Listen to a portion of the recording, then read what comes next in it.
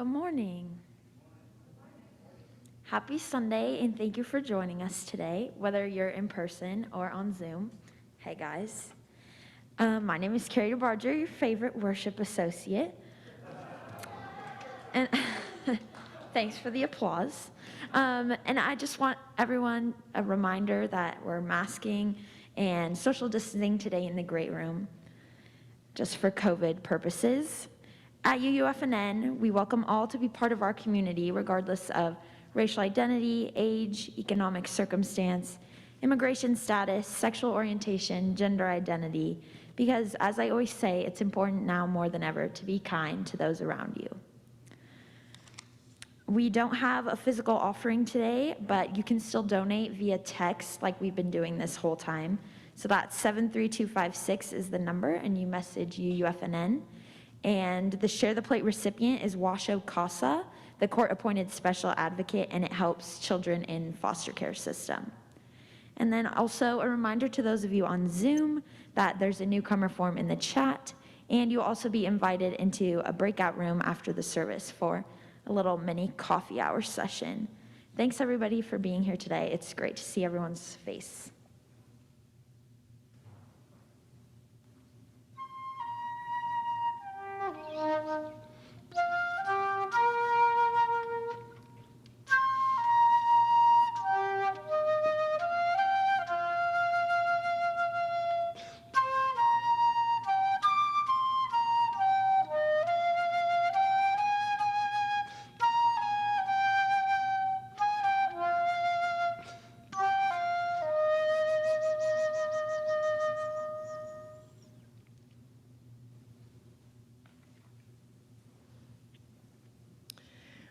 We're invited into this space with our whole selves this morning.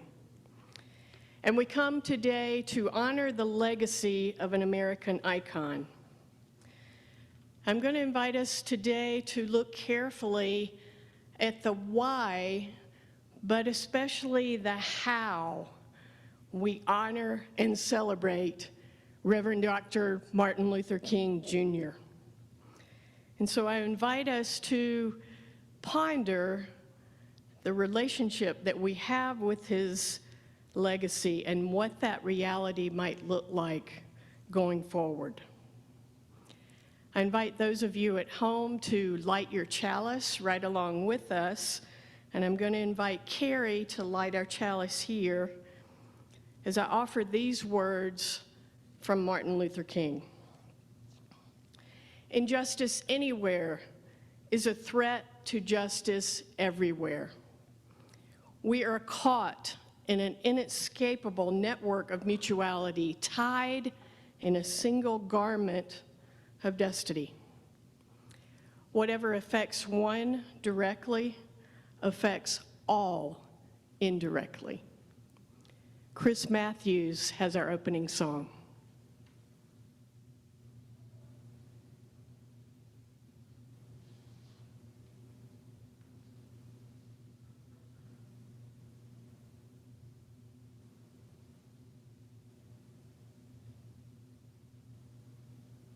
Wait, be patient.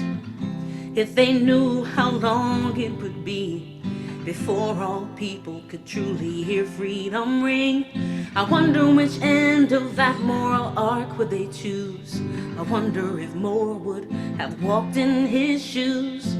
This is what revolution looks like. You gotta get in and stay in this fight. You've got to find a way to get in the way. Speak up, speak out every day.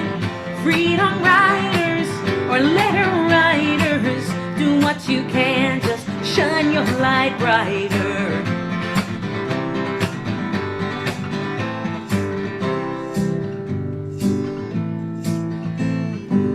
Somebody called him a saint among men, a founding father, an icon, a legend.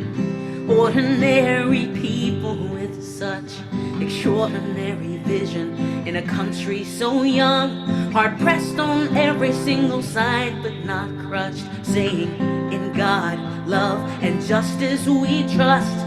This is what revolution looks like. You gotta get in, then stay in this fight. You've got to find a way to get in the way. Speak up, speak out every day. Freedom riders or letter writers, do what you can, just shine your light brighter. Make good trouble every chance you get. Eyes on the prize, we're not finished yet. Don't tolerate injustice, my friends. Call them out, but then call them in. If you see something that's not right, not fair, stand up and say we can do better. He said, I may not be with you when we reach the other side, so let the power of love everlasting be your guide. 'Cause this is what revolution looks like. You gotta get in, then stay in this fight. This is what revolution looks like. Get in, then stay in this fight. You've got to find a way to get in the way. Speak up, speak out every day. Freedom riders or letter writers, do what you can, just shine your light brighter. Make good trouble every chance you get. Eyes on the prize, we're not finished yet. Don't tolerate injustice, my friends. Call them out, but then call them in, call them in.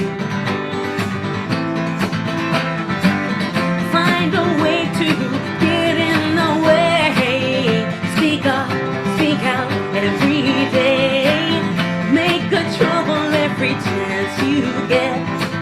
Make good trouble every chance you get. Make good trouble every chance you get. Yeah.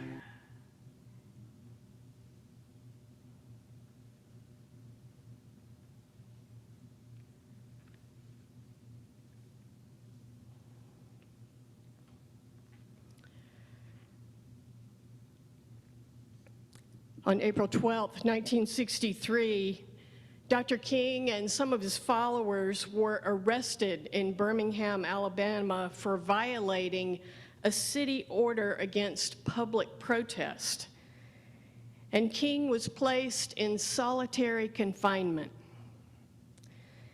In one of his most famous pieces of writing, King defends nonviolent resistance as necessary to the freedom movement. Though his letter from the Birmingham jail was never sent to those 8 white ministers that it was intended for, it was published and distributed in newspapers and pamphlets, magazines, and in many ways. Martin Luther King's letter, as he sat in solitary confinement in the Birmingham jail, begins like this. My dear fellow clergymen, while confined here in the Birmingham City Jail, I came across your recent statement calling my present activities unwise and untimely. Seldom do I pause to answer criticism of my work and ideas. If I sought to answer all the criticisms that cross my desk, my secretaries would have little time for anything other than such correspondence. But since I feel that you are men of genuine goodwill and that your criticism is sincerely set forth, I want to try to answer your statement in what I hope will be patient and reasonable terms. Unwise and untimely, they said. They even chastise him for being an outsider coming into Birmingham, even though he was invited there by chapters of the Southern Christian Leadership Conference. Every time I read the letter from the Birmingham jail, I feel convicted as a white clergy person. Dr. King's heartfelt and bitter disappointment in the white faith leaders in the Birmingham community sears into my heart. It invites me to face my own level of privilege that I get to decide every moment of every day how I am impacted or not by racism and white supremacy, and I get to decide whether it is a day that I feel like or have time to address racial issues or not. That's my privilege staring me in the face, whether I deem my efforts to be unwise or untimely. And what concerns me is something that strikes me often on MLK celebration weekends, and that is that I think my sin today, maybe our sin today, is the same tragic thing that was done to the whitewashed image of Jesus. You remember that blonde, blue-eyed Jesus holding the lamb that was hanging on the wall in so many of our Sunday school classrooms? Many of us know it, don't we? Jesus was, without a doubt, scientifically proven to be a person of color. But he was whitewashed by bad religion to be palatable to white supremacist culture. I fear that we have done and do the same thing with the legacy of the Reverend Dr. Martin Luther King, Jr. We have softened him to make him palatable so that we can comfortably celebrate him. Are you with me? The only way to truly honor his legacy is to educate ourselves about who he truly was and to hit the streets and diligently work to dismantle white supremacy and dismantle the structures and systems that keep poor people poor and that continue to fuel the industrial prison complex and our vast and tragically expensive military complex.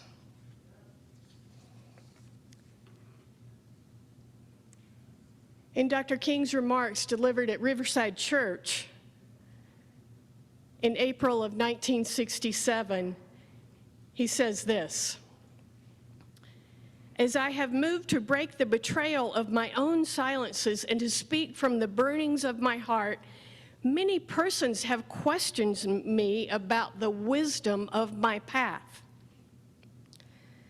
At the heart of their concerns, this query has often bloomed large and loud. What are you speaking about, Dr. King? Why are you speaking about the war? Why are you joining the voices of dissent? Peace and civil rights don't mix," they say. "Aren't you hurting the cause of your people?" they ask. And when I hear them, though I often understand the sources of their concern, I am nevertheless greatly saddened. For such questions mean the inquirers have not really known me or my commitment to my calling.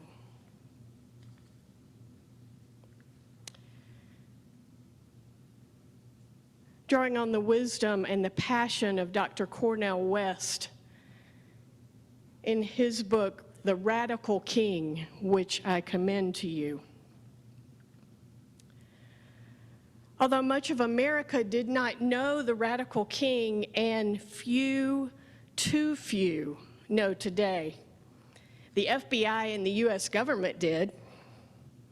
They called him the most dangerous man in America.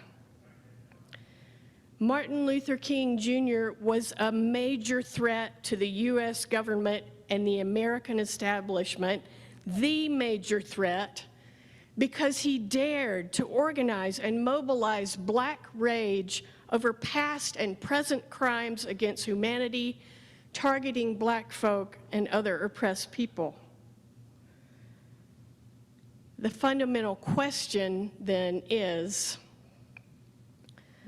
does America have the capacity to hear and heed the radical king, or must America sanitize King in order to evade and avoid his challenge?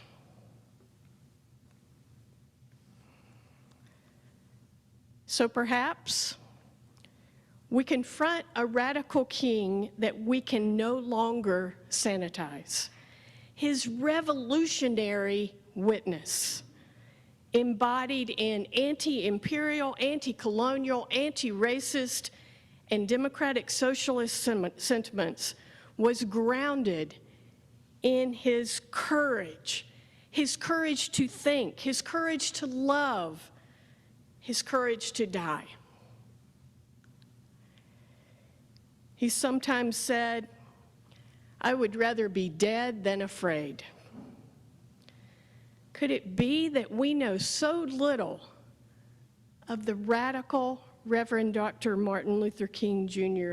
because such courage defies our market-driven world and our comfort? So then, how do we celebrate? Do we celebrate a whitewashed Dr. King that we have practically given blind hair and blue eyes? Have we recreated him to be an image that we are comfortable with? Or do we acknowledge who he really was and challenge ourselves to be uncomfortable enough to truly live out his legacy?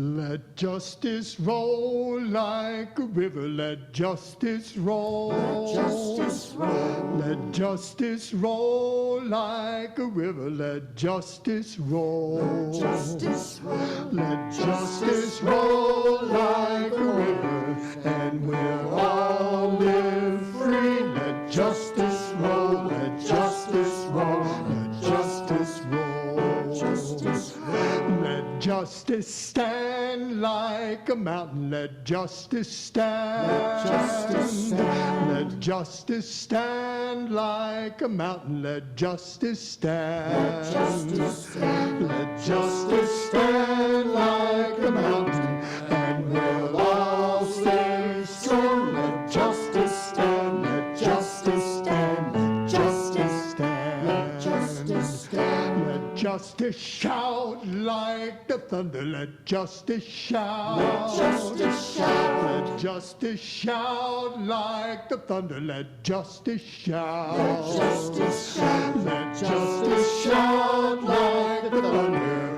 and they'll hear our cries. Let justice shout, let justice shout, let justice shout. Let justice shout. Let justice roll like a river, let justice show. Let justice roll. Let justice roll like the waters, let justice roll. Let justice roll. Let justice roll like the waters, and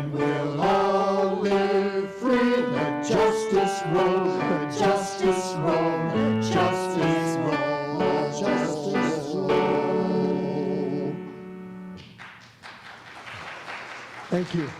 Thank you.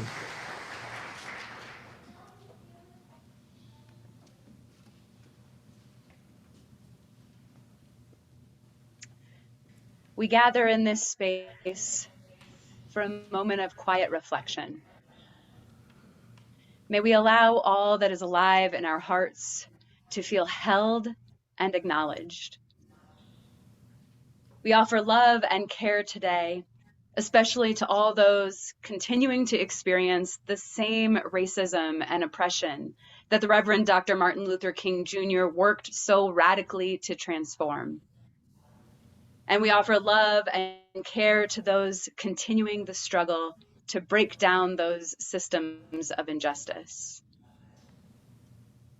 We hold today the many, many people who are sick right now with COVID, and the many more who are living with the uncertainty of this ongoing pandemic. We offer prayers for Janine Franklin and Richard Savano, whose son-in-law passed unexpectedly this past week. And Richard is receiving hospice care at home now, and cards are appreciated. And we hold all those impacted by a hostage situation that unfolded yesterday at a synagogue in Texas. We offer prayers for the now freed hostages and for all synagogues and Jewish communities that felt the fear and pain of violence and anti-Semitism, and for all houses of worship that know that vulnerability of coming together. Let us hold these prayers and each of our reflections and meditations together now. And those online are invited to share your joys and sorrows in the chat.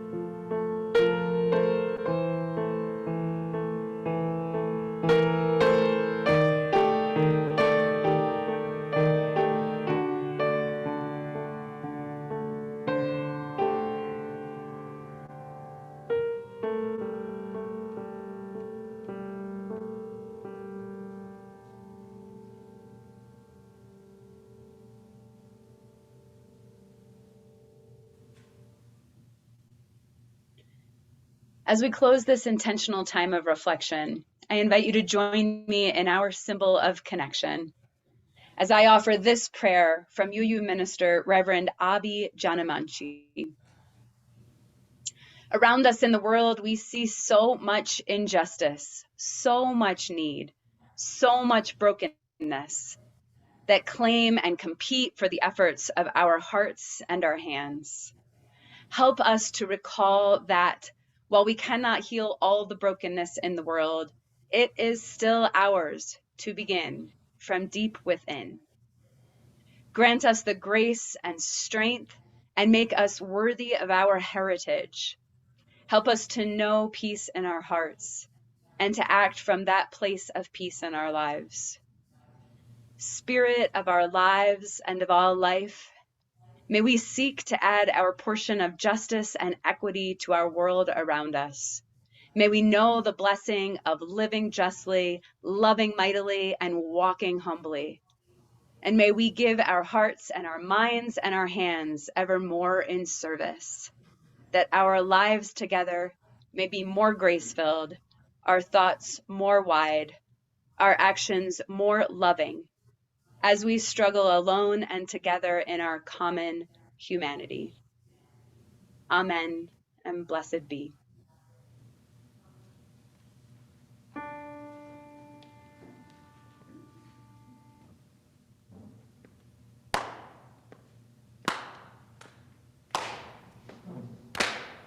Come on now.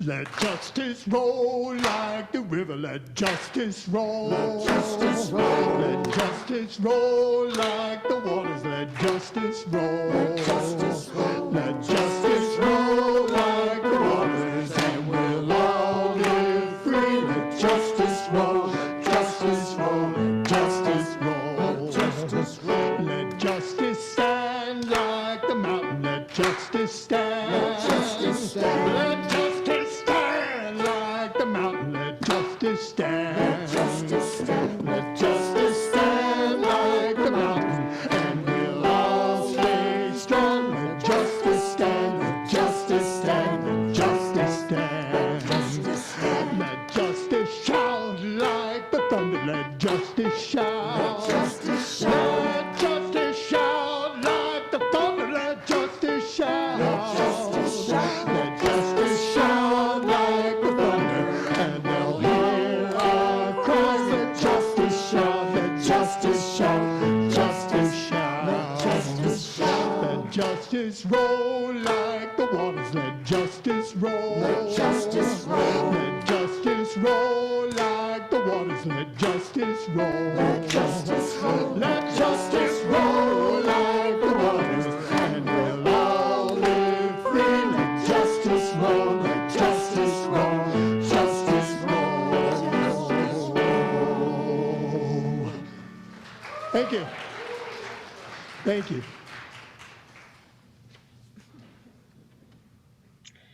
I don't know about you all, but it seems like everyone I talked to recently is experiencing a pile-on of challenging stuff. And I'm so glad if you aren't personally experiencing this. But even so, you likely have friends and loved ones who are feeling the weight of this ongoing pandemic, whether it's the challenge of parenting or working or just trying to live right now. So I want to start by just holding some of those feelings together. How have you been feeling? If you're online, feel free to throw some words into the chat that describe how you've been lately. And if you're in person, you can speak a word or two aloud into the room right now.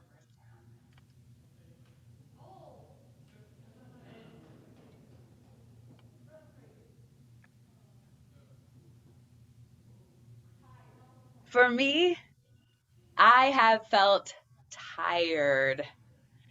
And that feeling of exhaustion sometimes makes it hard to want to take action on the things that are on my heart. And as Karen mentioned, the Reverend Dr. Martin Luther King Jr. said that in his letter from the Birmingham jail. He acknowledged that it's never easy. As he sat in that jail cell in 1963, writing a letter to those white colleagues who had publicly called out his justice work as untimely and unwise. Those white clergy said that even if it was possibly right, it wasn't the right time, and it was too uncomfortable and too disruptive. And so Reverend Martin Luther King Jr. reminded them, and decades later reminds us, that it's easy to always have an excuse to put off justice. There is always a reason why it feels like it's not the right protest, or it's not the right campaign slogans, or it's not the right time. And Reverend King reminded us that it never feels comfortable or convenient. For those living the ongoing reality of injustice, the work for justice is an ever-present necessity. It's privilege that lets us off the hook from working for justice, and for only working for justice when it's convenient. When Reverend Karen and I were thinking about the plans for this year, we had a moment of wondering whether doing a new program to examine racism within our congregation made sense right now. Whether it was maybe not the right time, because we are all just so tired from this pandemic. But of course, Dr. King's words reminded us that it is actually always the right time, because we have a moral responsibility towards justice for all. As UUs, doing justice is part of our faith and part of our spirituality. It grounds us and gives us strength. At a UU General Assembly workshop many years ago, Reverend Abi Janamanshi, who offered our words of prayer this morning, invites us to see an image of a thread that begins in our past and that was held by our UU ancestors and that now holds us. A thread that connects us to this lineage of justice work. Because we don't do it all on our own. We join a thread of Unitarian Universalists who have throughout our history helped us to keep pushing and keep working, even when it felt untimely or unwise. And so holding tightly to this thread, our deep-rooted faith in justice can give us strength and courage, not just for the work we do, but for living our lives. That thread is held not just by us, but by UU desegregationists and abolitionists and voting rights activists throughout our history. And it keeps us connected in love and compassion and hope. Our Unitarian ancestors believed that we gather in a spirit of mutual love. And our Universalist wisdom believed that heaven is reflected in our love for one another. Unitarians and Universalists held the thread of understanding that justice compels our faith and love. We are connected along that thread and finding strength from keeping our hand on it while we live each day. And so we have not just a personal moral responsibility towards justice for all, but as a community, we are compelled forward in all things by our deeply rooted faith in love and justice. This year, we are engaging in several programs and activities that continue this commitment. We are welcoming the learning that came from a national effort to reflect on the reality of racism in our congregations through a UU report called Widening the Circle of Concern. We are learning and transforming based on the recommendations of this work. And we're going to share links to this report in an e-announce so that you can see what congregations around the country are working on together. We are also going to be reflecting together on the initiative to add an 8th principle to the 7 that are already guiding our congregations. This 8th principle more specifically addresses our commitment to multiculturalism and diversity and anti-racism. And we'll be exploring the reasons for this recommended principle and learning about the 145 UU congregations who have already adopted this principle before waiting for a UUA resolution. They've just adopted it on their own. And we'll consider whether we want to join those congregations in adopting the 8th principle. And we are going to continue listening to the voices within our congregation who have told us with vulnerability that we do not always live up to our ideals, and will transform and grow through their insights and honesty. And through it all, we'll approach social justice as a spiritual practice, grounded in our values and our convictions, and challenge ourselves to live out that legacy of Dr. King. In a moment, we will sing the song that has become our mantra for embodying our commitment to moving from comfort to courage. And we're going to let us use this song this morning to breathe into justice as a source of strength in our lives. But before we sing, I want to offer this reminder of the courage to show up with our hand on the thread of our UU ancestors. A poem here by William Stafford. There's a thread that you follow. It goes among things that change, but it doesn't change. People wonder about what you are pursuing, and you have to explain about the thread, but it is hard for others to see. While you hold it, you can't get lost.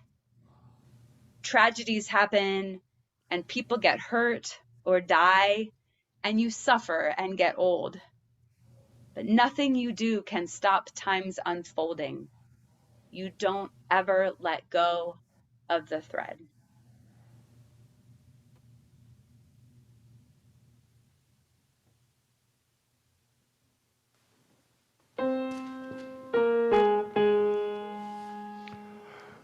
Courage. Let's start again. Let's start again. Call and response. You all can sing the response in your heads. Courage, my friend, you do not walk alone. We will walk with you, and sing your spirit home. Courage, my friend, you do not walk alone. We will walk with you, and sing your spirit home. Courage, my friend, we do not walk alone. We will walk with you, and sing your spirit home.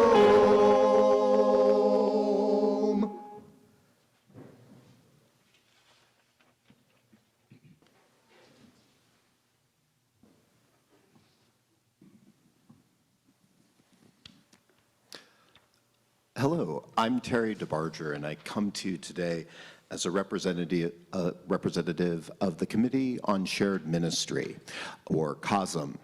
And I have two roles in that committee. Some of you will be getting emails next week to help us evaluate the ministries of the UUFNN. Another role that the COSM has is to assist the minister and support the minister, and it is in that capacity that I come and speak with you this morning. As Kristen has said, a word that captures many of our feelings is tired. And throughout the religious world, ministers are retiring and leaving at an exceptional pace that is a product of the pandemic and the additional workload that's been placed upon ministers. We have been fortunate that Reverend Foster has been able to stay at the fellowship conducting her duties and doing truly remarkable work, even though she was allowed and we were obligated by contract to have her take a sabbatical during that time. Reverend Foster has been taking sabbatical time in bits and pieces, and another bit will be coming up. In February and March, Reverend Foster will not be at the congregation. She will be taking 2 months of sabbatical time. So I am here to announce that to the congregation, although Reverend Foster spoke about that some last weekend. Sabbatical is one of the best ways we can encourage ministerial longevity. And it is a good way to allow and encourage the minister to rest, recharge, and reconnect with their calling and their responsibilities and their role in the fellowship. So I am extremely proud that we as the UUFNN have been able to follow through on our commitment to our minister to have that sabbatical take place. However, some people may miss seeing Reverend Foster for a few months. So I assure you that we have the capacity to continue on and that she will be returning. And if you have any questions about this, our weekly email has a fairly lengthy explanation of this. But if you have questions, you can speak to any of the members of the Committee on Shared Ministry, including Jackie Riley, myself, Valerie Cook, Bob Alto, or Kathy Wishart. Thank you.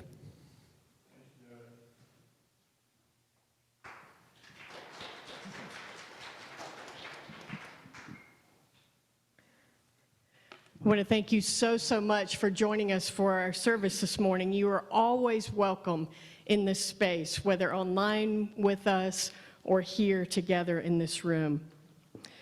I wanted to offer just a special addendum to all that I offered you last week. And before I do that, I wanted to let you know that the Let Justice roll that debuted this morning was written just last week by our own Bill Quimby.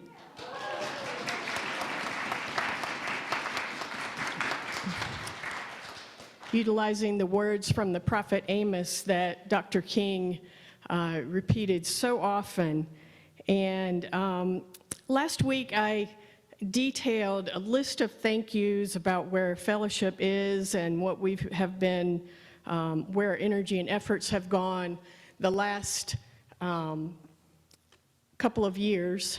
And although it was in my notes last week, somehow I failed to acknowledge our music ministry, which has been a tantamount and hugely important, vastly committed part of what we have been doing online during COVID and as we have been coming back together the last few months. They are tireless, creative. As you can see, we need to mic every singer that we have for them to be heard on Zoom. And I just needed to say, I didn't do that appropriately last week, and I just needed to just say today, would you join me in thanking our amazing music ministry for what they have been accomplishing?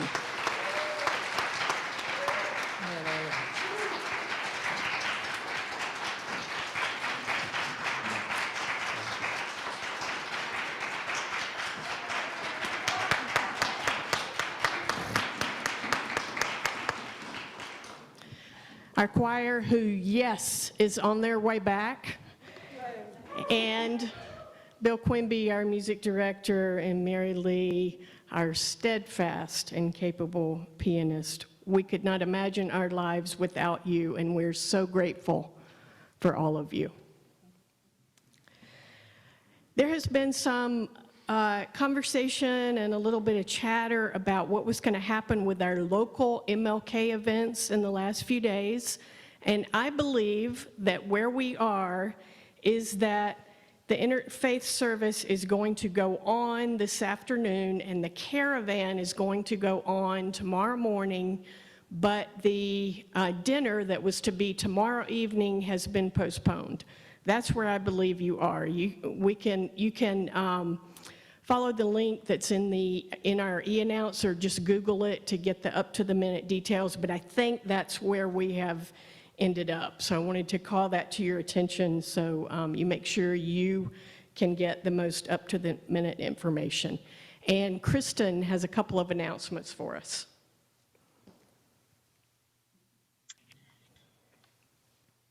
This past year, we have a group that has been reflecting together on a book about our anti-racist culture. And that book has completed, but the group has decided to continue because the conversations were so valuable. So what we are now calling the Anti-Racist Culture Reflection Group which spells out ARC for Bending the Arc of Justice, will resume meeting again in February. And we're going to be reading a book this time called Defund Fear.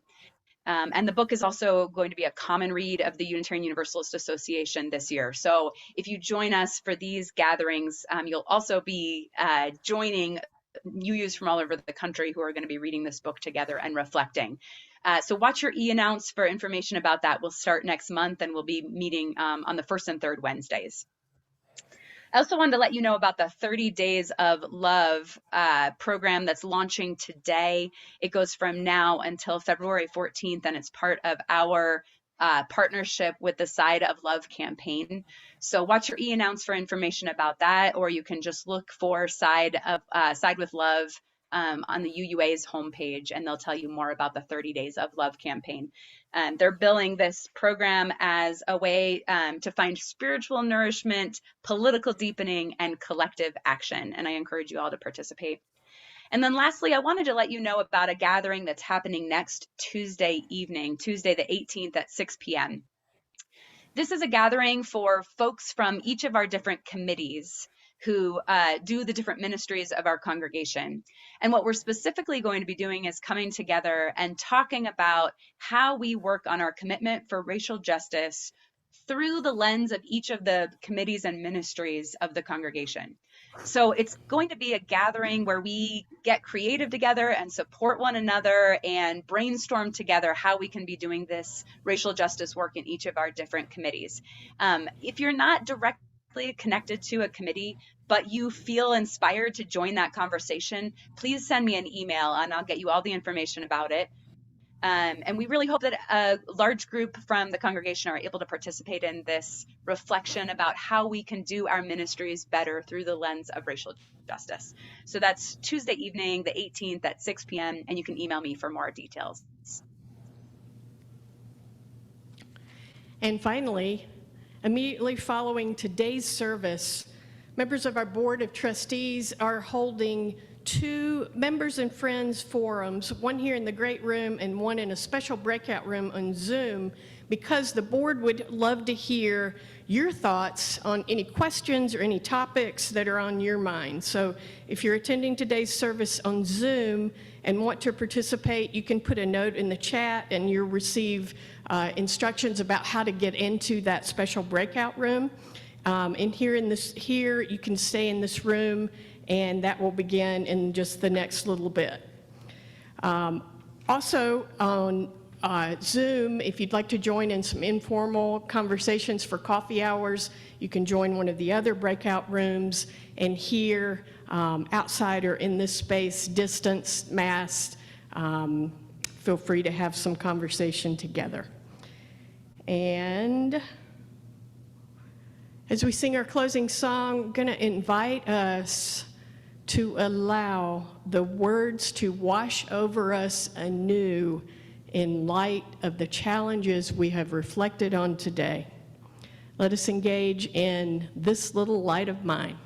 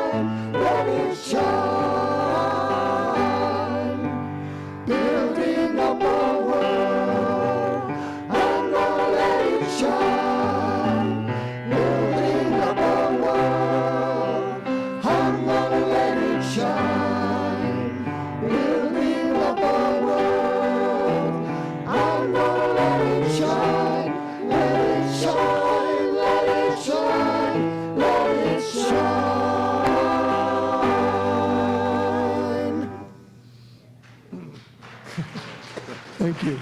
Thank you. Isn't it awesome to have the choir back in the room? Oh, yeah. Beloveds, injustice anywhere is a threat to justice everywhere. We are caught in an inescapable network of mutuality, tied in a single garment of destiny.